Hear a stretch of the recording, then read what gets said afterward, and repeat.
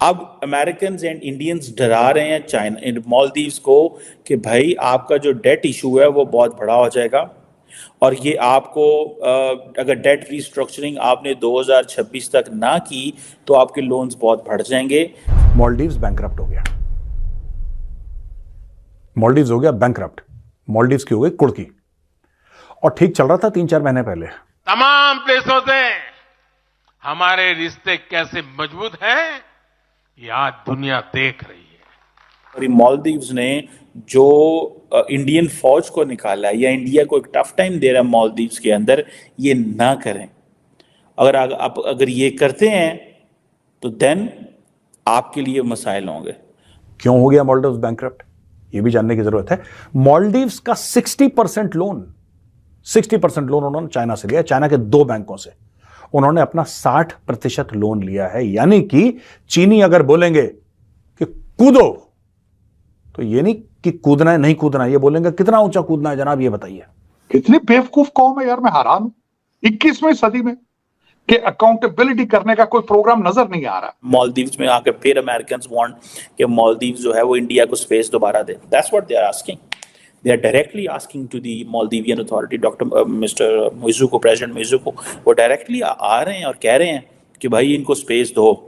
इनको अगर आपने इंडिया को स्पेस ना दी, आपने कंपटीशन क्रिएट ना किया तो फिर हमें ना कहना। भारत ने आज तक इनको अरबों डॉलर की हेल्प करी है, अरबों डॉलर की हेल्प। भारत ने इनसे एक तिनका जमीन नहीं ली आज तक, क्योंकि भारत ने बोला हमारी फिलॉसफी है ही नहीं यार, हम तुम्हारी मदद कर रहे हैं, हम तुम्हारी मदद कर रहे हैं। पर मुझे लगता है कहीं ना कहीं भारत को समझ जाना चाहिए था, भारत को समझ जाना चाहिए था और भारत को बोलना था कि लग रहा है कि मालदीव्स बैंकरप्ट हो गया। दोस्तों क्यों हो गया मालदीव्स बैंकरप्ट, ये भी जानने की जरूरत है। मालदीव्स का 60% लोन उन्होंने चाइना से लिया, चाइना के 2 बैंकों से। उन्होंने अपना 60% लोन लिया है, यानी कि चीनी अगर बोलेंगे कि कूदो तो ये नहीं कि कूदना है नहीं कूदना है, ये बोलेंगे कितना ऊंचा कूदना है जनाब, ये बताइए। तो मालदीव्स बन गया है चीन का नौकर, स्लेव, गुलाम, दास, ये बन गया। अच्छा, दूसरी चीज, चीन ने इनको पैसे दिए।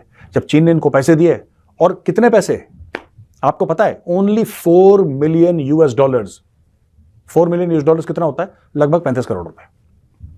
मोटा मोटी कह रहा हूं, 1-2 करोड़ दायमा होगा, यानी 8.2 8.3 टू $1 होता है ना, 83 रुपीज टू $1। आप ये मान के चलिए तो आप देख लीजिए कि करीब 35 करोड़ का गेम है। ये 35 करोड़ वापस नहीं कर पाए चाइना को, तो चाइना ने बोला कि ठीक है कोई बात नहीं, घर की बात है, डोंट वरी, हम लोग एक काम करते हैं, हम ना आपका एक आइलैंड ले लेते हैं। तो चाइना ने इनसे एक टापू छीन लिया। भारत ने आज तक इनको अरबों डॉलर की हेल्प करी है, अरबों डॉलर की हेल्प। भारत ने इनसे एक तिनका जमीन नहीं ली आज तक, क्योंकि भारत ने बोला हमारी फिलॉसफी है ही नहीं यार, हम तुम्हारी मदद कर रहे हैं, हम तुम्हारी मदद कर रहे हैं। पर मुझे लगता है कहीं ना कहीं भारत को समझ जाना चाहिए था, भारत को समझ जाना चाहिए था और भारत को बोलना था कि हाँ बेटा हम मालदीव्स खरीद रहे हैं। अब बोल दो अडानी अंबानी को, चेक काट के दे देंगे, $10-15 बिलियन का, खरीद लो पूरा देश। क्या चक्कर है इसमें, क्या प्रॉब्लम है, हमारे बगल में तो है, वो खरीद लेते पूरा। मालदीव्स बैंकरप्ट हो गया। मालदीव्स हो गया बैंकरप्ट। मालदीव्स की हो गई कुड़की और ठीक चल रहा था 3-4 महीने पहले। 3-4 महीने तक वो ठीक चल रहा था मोटा मोटी मालदीव्स। हाँ प्रॉब्लम थी, कर्जे थे, पर कर्जे तो हर एक देश के ऊपर होते हैं, अमेरिका, भारत, रूस, चाइना, सबके ऊपर कर्जे हैं। तो देश अपने कर्जे मैनेज कर लेते हैं।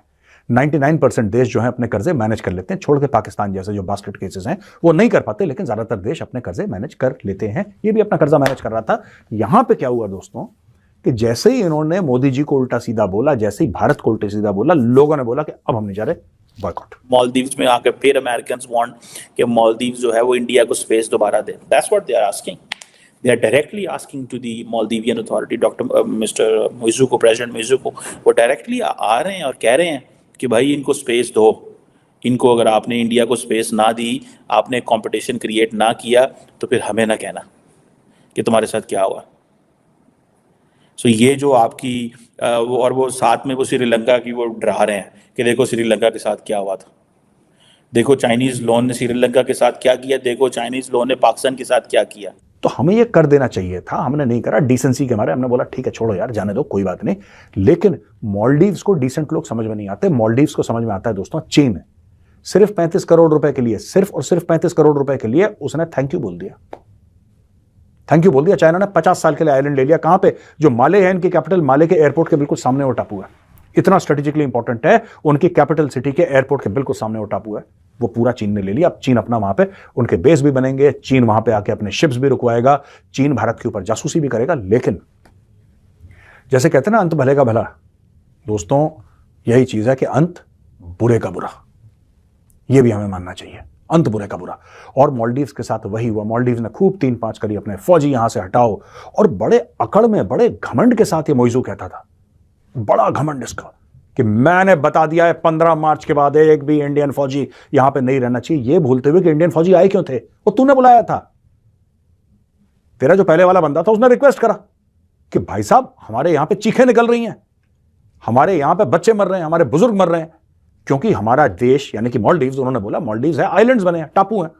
भाई अस्पताल किसी टापू में है, रोड तो है नहीं कि आप चले जाओ, और जो बंदा बीमार हुआ दूसरे टापू में, उसको एक टापू से दूसरे टापू, एक जजीरे से दूसरे जजीरे लाया कैसे जाए? How will you get him? तो आपको कुछ ना कुछ तो जुगाड़ करना पड़ेगा ना। जुगाड़ क्या? हेलीकॉप्टर। फिर बोला साहब हमारे यहां ड्रग स्मगलिंग होती है, हमारे यहां हथियारों की स्मगलिंग होती है, इसकी स्मगलिंग होती है, स्मगलर को हम कैसे रोकें? भारत ने बोला हवाई जहाज ले लो। अब वो हवाई जहाज चलाने के लिए इंडियन नेवी वाले होंगे ना, जो हेलीकॉप्टर चलाएंगे, और डॉर्नियर हवाई जहाज वो इंडियन नेवी वाले थे वहां पे।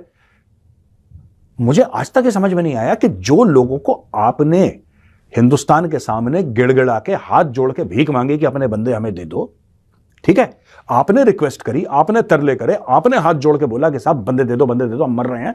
हमने बोला ठीक है, आप हमारे नेबर हो, पड़ोसी हो, कोई बात नहीं, हम आपको देते हैं। हमने आपकी रिक्वेस्ट पे आपके बंदे दिए। तो वो मालदीव्स को डरा रहे हैं कि भाई उस साइड पे ना जाना, देखना वो तुम्हारे साथ क्या करेंगे, ठीक है। सो ये चीज़ें हैं, एंड आई अंडरस्टैंड कि मालदीव्स इसको अंडरस्टैंड नहीं करेगा। मालदीव्स का ये मसला नहीं है, मालदीव्स एक और डायरेक्शन में जा रहा है। सो वो जो डोनाल्ड लू की बात है कि रियल कंपटीशन क्रिएट करें, आप जो है वो ऐसे ना करें। सुनने में तो ये भी आ रहा है कि बहुत सारे जो चाइनीज़ हैं, they have started travelling towards Maldives in a big number. So the Chinese, वो जो एक था ना कि चाइना जो है वो पीछे रह गया है, मालदीव जो है उसके पास सिर्फ और सिर्फ चाइनी इंडियन टूरिस्ट हैं। वो कहते हैं ये बात नहीं है, we have Chinese tourist as well. So Chinese tourist ने भी आना शुरू कर दिया। सो मे बी चाइना की हुकूमत ने कहा होगा भाई जाओ वहाँ पे, ठीक है जी। और सबसे इस वक्त कहा जाता है कि सबसे बड़ा जो टूरिस्ट का जो सेगमेंट है वो चाइना से आ रहा है। बहरहाल I think the Maldivian authorities they don't, वो उनको ये है कि इससे हमें कोई फ़र्क। जय हिंद दोस्तों, स्वागत है आपका इंडिया पाकिस्तान न्यूज़ चैनल में। तो दोस्तों, जैसे कि आपने वीडियो में देखा, आइए जानते हैं वीडियो के बारे में। मालदीव इन दिनों काफ़ी चर्चा में है। पिछले दिनों भारत को आग दिखा रहे मालदीव खुद चीन के कर्ज के जाल में फंसा हुआ है। भारत के खिलाफ बयानबाजी करने वाले मालदीव के मंत्री शायद इस बात को भूल चुके हैं कि उनकी हालत श्रीलंका की तरह हो सकती है। मालदीव भी श्रीलंका की तरह चीन के कर्ज में डूबा हुआ है। विश्व बैंक ने इसे लेकर चिंता जताई है। मालदीव के कर्ज में अकेले चीन की मौजूदा हिस्सेदारी 37% है। माना जा रहा है कि चीन एफटीए कर्ज की हिस्सेदारी और बढ़ा सकता है, जिसके बाद मालदीव श्रीलंका जैसे संकट में फंस सकता है। मालदीव के राष्ट्रपति मोहम्मद मोइजू चीन की यात्रा पर थे। उन्होंने बीजिंग के साथ मुक्त व्यापार का समझौता भी किया था, लेकिन यह कदम मालदीव को कर्ज जाल में धकेलता ही जा रहा है। मालदीव पहले से ही कर्ज में बड़ा डूबा हुआ है। इसके बाद वह एक और भारत से विवाद भी कर रहा है, तो वहीं दूसरी ओर कर्ज को बढ़ाने में लगा हुआ है। कोरोना काल में भारत ने मालदीव की खूब मदद भी की थी। इसके बाद भी महामारी ने वहां की अर्थव्यवस्था को बड़ा नुकसान पहुंचाया था। विश्व बैंक ने अपनी रिपोर्ट में चेतावनी दी है कि अगर मालदीव चीन के करीब और जाता है तो यह उनके देश के लिए बड़ी मुसीबत खड़ी कर सकता है, क्योंकि इस पर पहले से ही बीजिंग का $1.37 बिलियन का बकाया है। सऊदी अरब और भारत से वह आगे भी निकल चुका है। चीन मालदीव का सबसे बड़ा द्विपक्षीय कर्जदाता है। मालदीव के पुरानी इबू सोली सरकार और पूर्व राष्ट्रपति अब्दुल्ला यामीन एफटीए को खत्म करने का विचार कर रहे हैं। सोली सरकार का मानना था कि समझौते पर पहले हस्ताक्षर नहीं किए जाने थे। उन्होंने कहा था कि यह देश की अर्थव्यवस्था के लिए खतरनाक हो सकता है। इसके सौदे में चीन से बिना किसी टैक्स के सामान आयात करने की अनुमति दी गई। मालदीव के निर्यात का एक बड़ा हिस्सा मछली पालन है, लेकिन पिछली मालदीव सरकार ने आरोप लगाया कि मछुआरों को कोई एफटीए से फायदा नहीं हुआ। चीनी राष्ट्रपति शी जिनपिंग को बीजिंग में अपने मालदीव समकक्ष के साथ बातचीत की, जिसके बाद दोनों देशों ने पर्यटन सहयोग सहित 20 प्रमुख समझौतों पर हस्ताक्षर किए। अपने द्विपक्षीय संबंधों को व्यापक रणनीति और सहकारी साझेदारी बढ़ाया। उन्होंने आपदा प्रबंधन, ब्लू इकोनॉमी, डिजिटल अर्थव्यवस्था में निवेश को मजबूत करने और बेल्ट एंड रोड पहल पर समझौतों पर हस्ताक्षर किए। चीन भी मालदीव की आर्थिक मदद करेगा, हालांकि अभी तक राशि का खुलासा नहीं हुआ है। तो दोस्तों, अगर आपको ऐसी वीडियो देखना पसंद है तो हमारे चैनल को सब्सक्राइब करें तथा वीडियो को लाइक करना ना भूलें। धन्यवाद। जय हिंद, जय भारत।